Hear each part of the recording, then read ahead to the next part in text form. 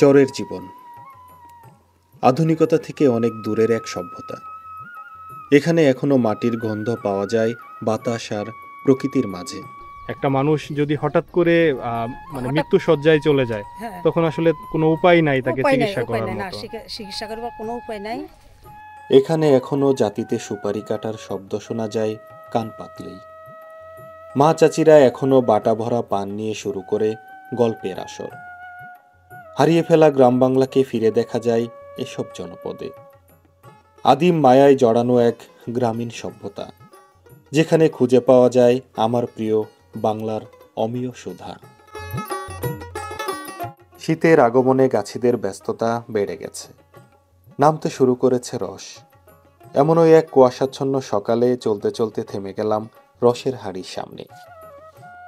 খেজুর রস না খেলে যেন আজকের যাত্রাটা কোনোভাবেই জমছিল না। জনতা বাজার খেয়াঘাট, যমুনা পাড়ের ব্যস্ত এক নৌকা ঘাট। রস খেয়ে আমরা যখন ঘাটে পৌঁছলাম, ততক্ষণে সকালের প্রথম খেয়া নৌকা ছাড়ার জন্য প্রস্তুত। আমরাও তড়িঘড়ি করে উঠে পড়লাম নৌকায়। এদিকে ঘাটে অপেক্ষমান বিভিন্ন গন্তব্যের যাত্রীরা।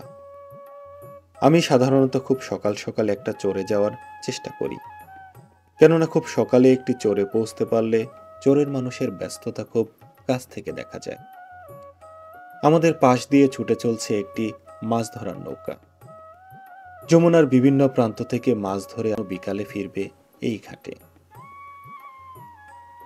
আমাদের সাথে যাত্রী চরের বিভিন্ন শ্রেণী পেশার মানুষ, এর মধ্যে বেশিরভাগই কৃষক।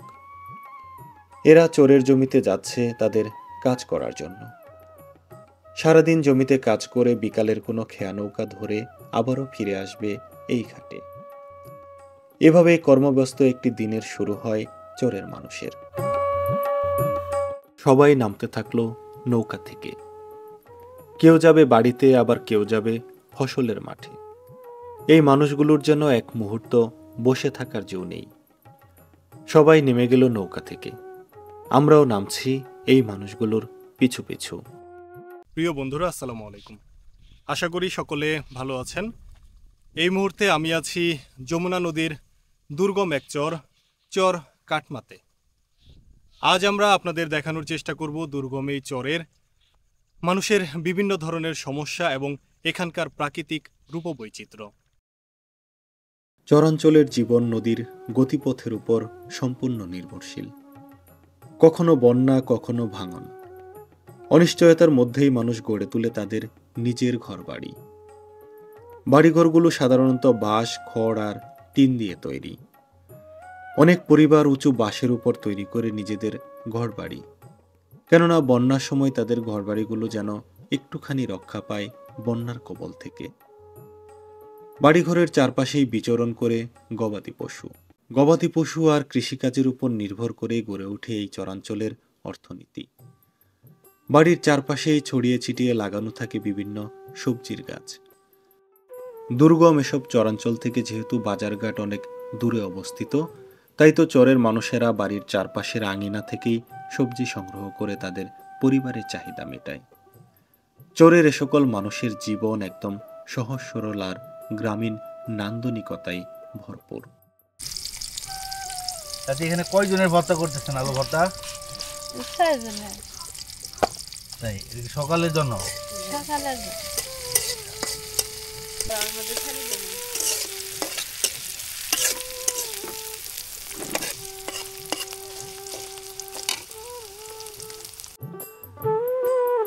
কত নান্দনিকতায় ভরপুর এক জীবন। নেই কোনো বেশি বাড়াবাড়ি, নেই অতিরিক্ত কোনো চাহিদা। আছে শুধু 3 বেলা খেয়ে পরে বেঁচে থাকার ইচ্ছা।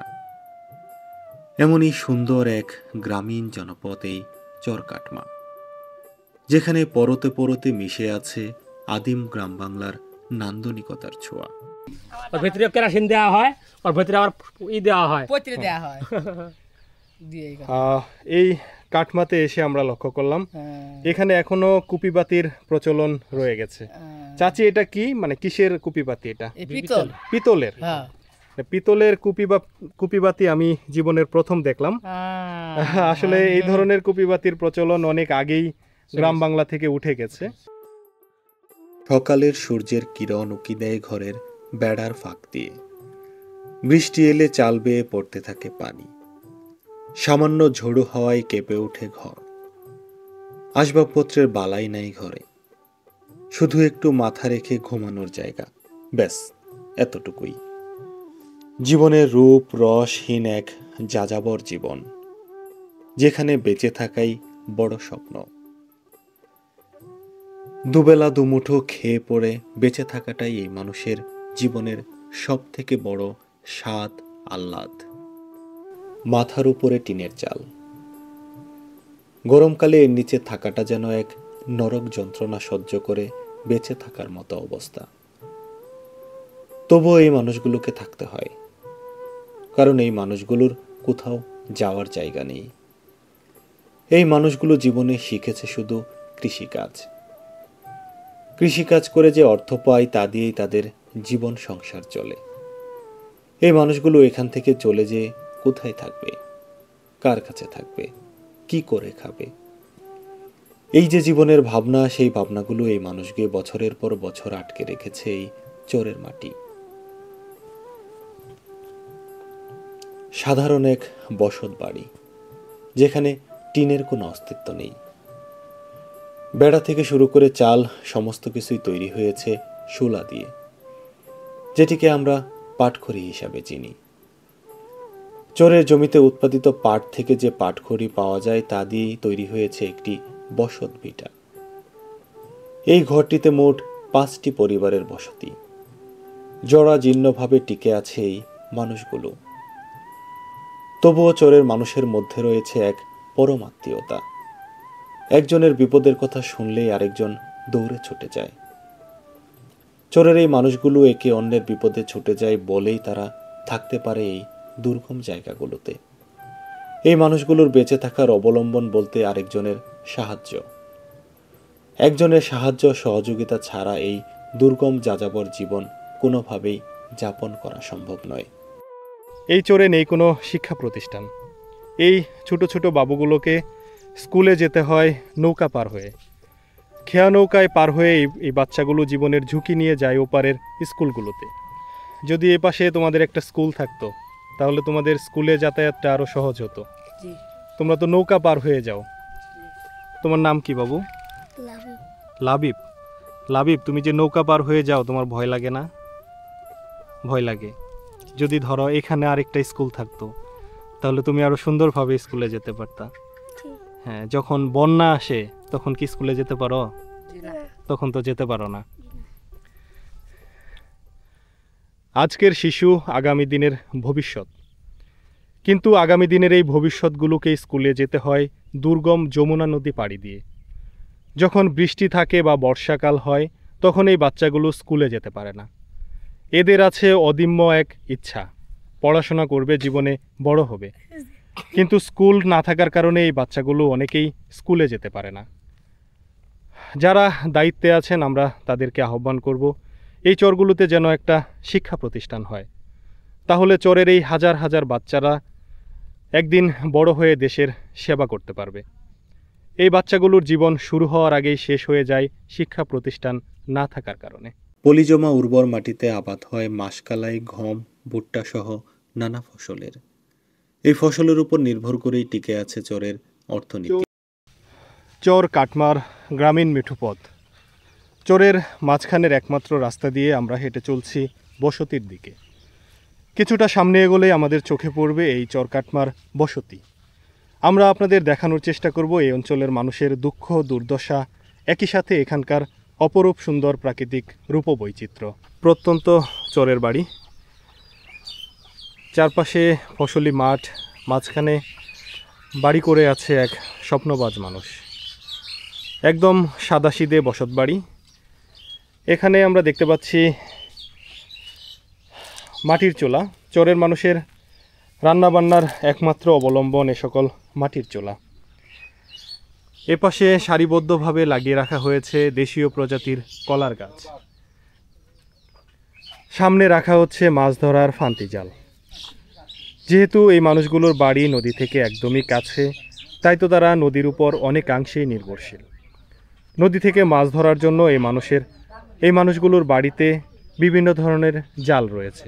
এই জাল দিয়ে তারা নিজেদের প্রয়োজন মেটানোর জন্য যতটুকু মাছ দরকার ততটুকু এই নদী থেকেই ধরে থাকে।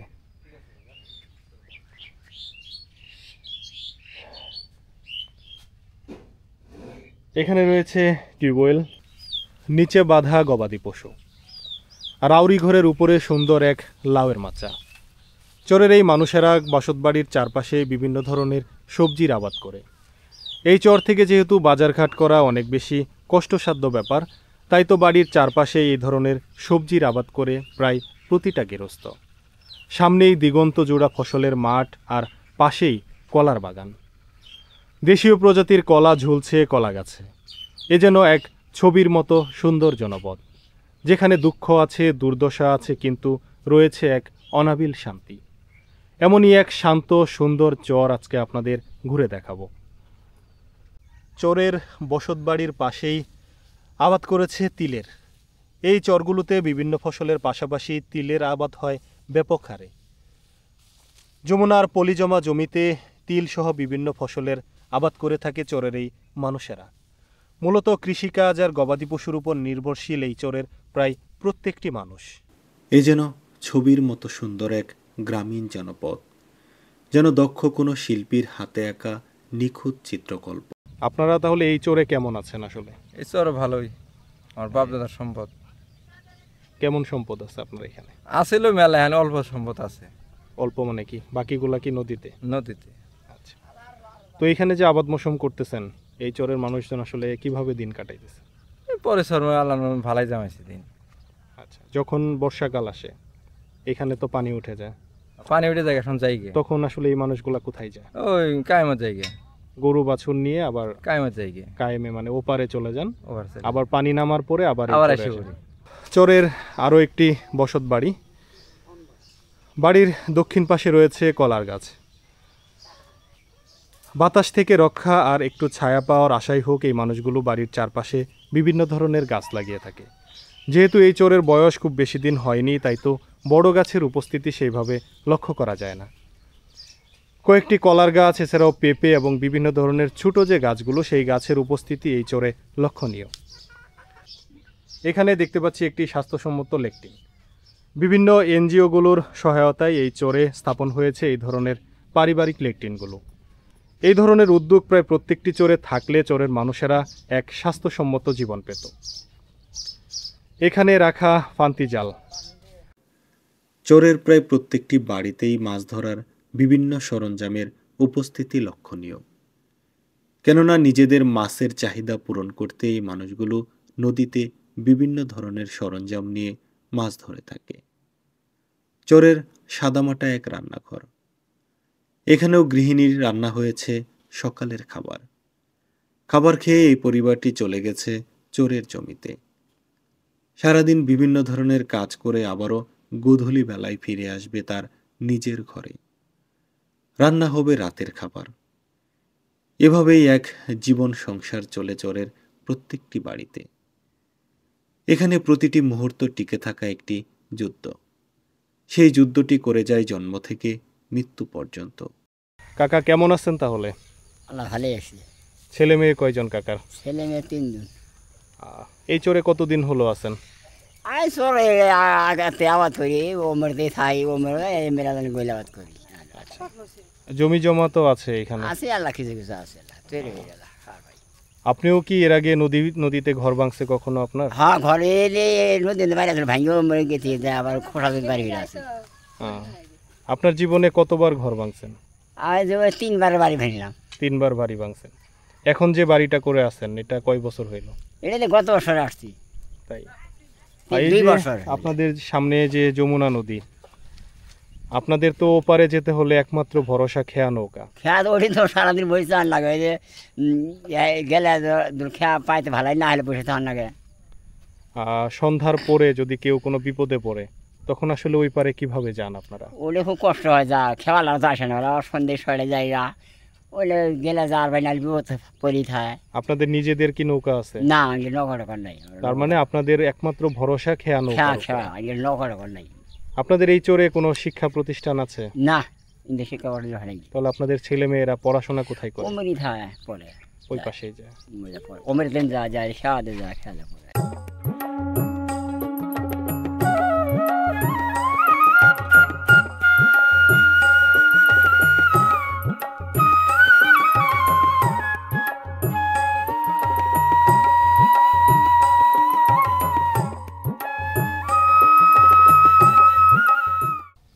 আপনাদের যে ছেলে মেয়েরা তারা আসলে পড়াশোনাটা কিভাবে করে? পড়াশোনা করা কষ্টই হয়। এখানে তো শিক্ষা প্রতিষ্ঠান নাই, তাহলে যারা পড়াশোনা করে দুই একজন তারা আসলে কোথায় যেয়ে পড়াশোনা করে? ওই যে জনতা বাজার উঠে যায় পড়াশোনা করে। জনতা বাজারে পড়াশোনা করে, খুব কষ্ট হয় আর কি। খুব কষ্ট হয়। জি, নদী পার হওয়ার হয় না। যখন বর্ষাকাল তখন তো আরো বেশি পানি না, থাকে। তখন আরো বেশি, তখন আর যেতে পারে না। তখন তো যাওয়া আসা আরো সমস্যা। আরো সমস্যা হয়। আপনাদের এখানে আমরা দেখতেছি বিদ্যুতের কোনো ব্যবস্থা না, নাই। কোনো ব্যবস্থা নেই বিদ্যুতের। তাহলে যখন রাত হয় তখন আসলে আলো জ্বালানোর ব্যবস্থাটা কি? আলো জ্বালানোর ব্যবস্থা নাকি কুপিবাতি। কুপিবাতি তো আসলে শহর অঞ্চল বা অন্য গ্রামগুলা থেকে অনেক আগে উঠে গেছে, অনেক আগে উঠে গেছে, কিন্তু আপনাদের এখানে এখনো কুপিবাতির প্রচলনটা এখনো আছে। কুপিবাতি আছেই। যে সময় হঠাৎ করে এই ধরুন বর্ষা মৌসুমগুলোতে, হ্যাঁ, আপনাদের এই চরের কেউ একজন অসুস্থ হয়ে গেল, গুরুতর অসুস্থ, তখন আপনারা কি করেন? তখন আমরা কষ্ট হলে নৌকা দিয়ে দৌড়াদৌড়ি করে আর কি অস্বস্তি হয়ে যায় গা। আমরা এই মুহূর্তে আছি চর কাটমার একমাত্র মসজিদের সামনে। স্থানীয়রা উদ্যোগ নিয়ে এই মসজিদটি নির্মাণ করেছে যমুনা নদীর একদম কাছাকাছি। এই চরে প্রায় 100টির মতো পরিবারের বসতি, আর এই 100 পরিবারের জন্য চরের একমাত্র মসজিদ। এই চরে নেই কোনো শিক্ষা প্রতিষ্ঠান, কিন্তু স্থানীয়রা উদ্যোগ নিয়ে একটি মসজিদ নির্মাণ করেছে। স্থানীয়দের এই উদ্যোগ আমরা প্রশংসা করি। আমরা হয়তো আজকের জুম্মার নামাজটি এই মসজিদেই পড়ব। ভাই, এখানে যখন বন্যা হয় তখন আসলে কেমন পানি হয় এই চরে? আপনার ঘর এতটুকু করে পানি হয়। এতটুকু? তার মানে প্রায় বিছানার উপরে পানি চলে আসে। বিছানার উপরে পানি হয়, কিন্তু ওই যে ইট দিয়া আলোক করে, তারপরে খুঁড়ি মুড়ি গেড়ে আপনার আলোক করে থয় দেয় এই খাট, তারপরে আপনার ওইটার উপরে শুতে থাকে। আসলে তখন রান্না বান্না বা খাওয়া দাওয়ার ব্যবস্থাটা কিভাবে কি? রান্না বান্না আপনার আর একটা করে আপনার চকি নিয়ে আসে, কিনে নিয়ে আসে, ওইটার উপরে ধনা সাথে নটকায় ওইটার উপরে উড়ে আপনার রান্না বান্না করা লাগে ওই আপনার মাটির চিলে দিয়ে আর কি। আচ্ছা, তখন আসলে মানুষ তো থাকতে পারে, কিন্তু গবাদি পশু নিয়ে আসলে কিভাবে? বললে আপনার ওই যে কলা গাছ কাটে আপনার উঁচু করে গোড়ার উপরে দিয়ে উঁচু করে তারপরে ওইটার উপরে রাখে। আচ্ছা, তার মানে বন্যার সময়টা সব থেকে বেশি দুর্ভোগ। জি জি। আপনাদের এখানে আমরা দেখলাম কোনো শিক্ষা প্রতিষ্ঠান নাই। জি না, নাই কে। তো আসলে যারা স্থায়ীভাবে এই চরে থাকে তারা তো অনেকেই মনে হয় পড়াশোনা করে না। করে না, আর হঠাৎ দুই একজন যা, তাও একদিন যা আর একদিন যাইতে চায় না, নৌকা দিয়ে বুঝেন না। চাচা, কতদিন থেকে আছেন এই চরে? 4 বছর হলে। 4 বছর থেকে আছেন। যদি কিভাবে আছেন আবাদ মৌসুম? খুব কষ্টই, এই সর এলাকা না, খুব কষ্ট। বাজার ঘাট করেন কিভাবে? বাজার ঘাটে দিয়ে নাও নৌকা দিয়ে পার হয় নাকি। সপ্তাহের বাজার একবারে করেন? সপ্তাহের বাজার একদিন। ধরেন কোনো আত্মীয় স্বজন হঠাৎ করে এসে পড়ছে, তখন বিপদই, তখন আইতে সন্ধ্যার দিক দিয়ে নাও দুল না পাইতে যাতে হয়, কোনো উপায় নেই। উপায় নেই। ছেলে মেয়ে কয়জন? ছেলে মেয়ে চাচা, মেয়ে 5টা। কাকা, আপনাদের এই চরে কোন ফসলগুলো সবচেয়ে বেশি চাষাবাদ হয়? বসে চাল, ধান। বাদাম কেমন হয়? না, বাদ বছর বাদামের জমি নেই। আর পাট? পাটও হয়। এই ফসলগুলো আসলে বিক্রি করেন কিভাবে? নৌকা দিয়ে নিয়ে যান নাকি। নৌকা দিয়ে? আপনার কি ওই পাশে গুঠাইলে যান? উড়াইল যাই, মহৎপুর যাই, গাড়ি দিয়ে সেরেহান দিই, বাইলজুরি। কাকা, আপনাদের এই চরে চোর ডাকাতের কোনো ধরনের উপদ্রব আছে? না চাচা, আল্লাহ রহম, আজ পর্যন্ত আমরা 4 বছরের যাচ্ছি আজ পর্যন্ত। চরের মেঠু পথ, দুপাশেই সুন্দর করে লাগানো কলার গাছ, এক পাশে বসতবাড়ি, অন্য পাশে বিস্তৃত ফসলের জমি।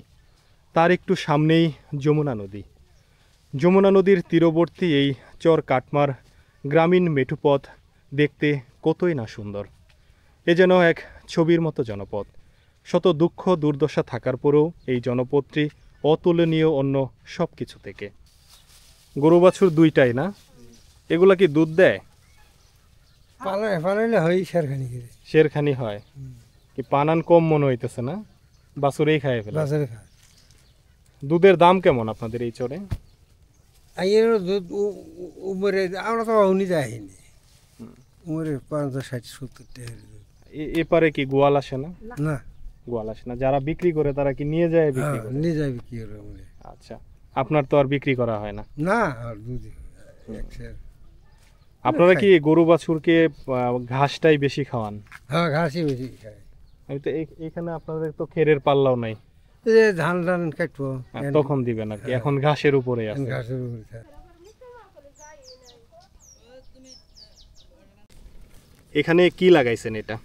এই যে রসুন, রসুনটা আসলে কেমন হয় এই চরে? রসুন ভালোই হয়। আচ্ছা, এখানে আপনার কি পেঁয়াজ করেন না? পেঁয়াজ আছে, আলু আছে, রসুন আছে, সব ধান টান সব। বর্ষাকালে আসলে এই জমিগুলোতে তো পানি ওঠে, বর্ষাকালে এলে পানি হয়, অনেক পানি হয়। তখন আসলে আপনারা কিভাবে জীবনযাপন করেন? তখন ওই যে জায়গাতে উঁচু জায়গা আছে, আশ্রয় নেওয়া হয় যায়, বর্ষা তো থাকা যায় না। মানুষ যেমন যাতায়াত করতে পারে, আসলে গবাদি পশুর কি অবস্থা হয় ওই সময়টা? খুব কষ্ট হয়ে যায় এখন। ওই কি কাজ করবেন মাঠে আজকে? কৃষি কাজ করি, কি লাগাইছেন? এই মরিচ আছে। মরিচের ক্ষেতে আর কি। কতটুকু লাগাইছেন এবার? আমি চারা না। আচ্ছা, তো এই যে মরিচের ক্ষেতে যে সার বীজগুলা, এগুলা কোথা থেকে নিয়ে আসেন? পোলা নিয়ে আসা করছি না, ধান করতে না, মানে ওই পার থেকে তো নিয়ে আসেন, ওই পার এই পারে তো আর কোনো দোকান নাই, না, দোকান দূরে, ওই পাশ থেকে নিয়ে আসতেন। আমরা যতটুকু শুনলাম ওখানে যে একজন মেয়ের আসলে প্রসব ব্যথায় কাতরাচ্ছিল, কিন্তু চিকিৎসার কোনো ব্যবস্থা ছিল না। আসলে কি হয়েছিল এখানে? কি হয়েছিল, ওর বাচ্চা হইতে সমস্যা ছিল। তারপরে ডাক্তার চাইছে, আমরা ডাক্তার তো আমাদের এইখানে নাই। তারপর ওই পারে অনেক নৌকা খুঁজলো, পাইলো না। তারপর একজন মানুষের ধরে হাতে পায়ে ধরে যায়, নৌকা নিয়ে ডাক্তার চাইলো, ডাক্তার পায় না পরে এটা ডাক্তার পাইলো, আনলো পরে ডেলিভারি খালাস করবার পরে ডাক্তারদের 5,000 টাকা দিতে হয়েছে।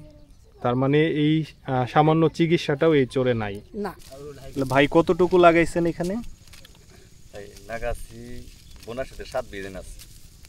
আচ্ছা, কতদিন আগে বিচিগুলা ফেলছিলেন এখানে? ধরুন আপনার ভাদ্র মাসের পয়লা যায়, আশ্বিনের 4 দিন পরে। মরিচ তো এখানে ভালোই হয়, আপনি কি প্রতি বছর এই ক্ষেতটাতে মরিচ করেন? এই ক্ষেত্রে অনেক করি, খাওয়াতে পাল্লাই। এবার আসলে মরিচের সিজনটা কেমন যাইতেছে?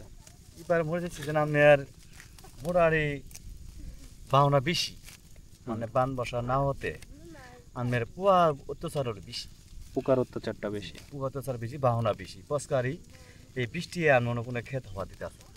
তাহলে তো এখন এই মানে বিষ অনেক বেশি লাগতেছে মনে হয়। বিষ ভালো বিষ আপনার কোনো কোম্পানি হতে ভালো বিষ পাইতে। বন্যা না হওয়াতে কি ঘাসও বেশি হতো? বন্যা না হওয়াতে আপনার ঘাসও বেশি হচ্ছে এবং মাটির ফসল জোর করেন না, আর পোয়ার অঙ্গ বেশি হয়েছে। চরে লাঙলের প্রচলন এখনও রয়ে গেছে। গ্রাম বাংলা থেকে অনেক আগেই উঠে গেছে লাঙলের প্রচলন। লাঙলের জায়গা দখল করে নিয়েছে বিভিন্ন আধুনিক কৃষি যন্ত্রপাতি, কিন্তু এই সকল দুর্গম চরগুলোতে এখনও কৃষকেরা লাঙলের ব্যবহার করে থাকে। প্রিয় বন্ধুরা, আজকের মতো বিদায় নিচ্ছি যমুনার এই চর থেকে। দেখা হবে নতুন কোনো ভিডিওতে। সে পর্যন্ত সকলে ভালো থাকবেন, সুস্থ থাকবেন। আল্লাহ হাফেজ।